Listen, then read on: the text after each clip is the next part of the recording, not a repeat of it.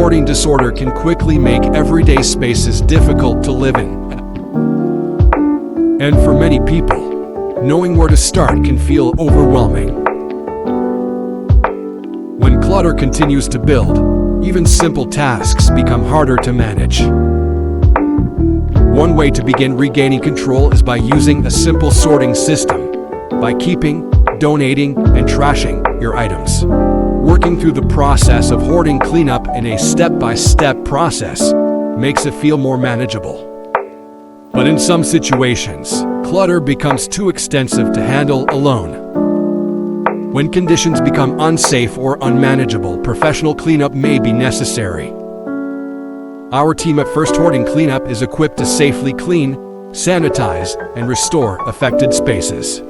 If you or a loved one is in need of hoarding support, look no further than First Hoarding Cleanup. We're here to help.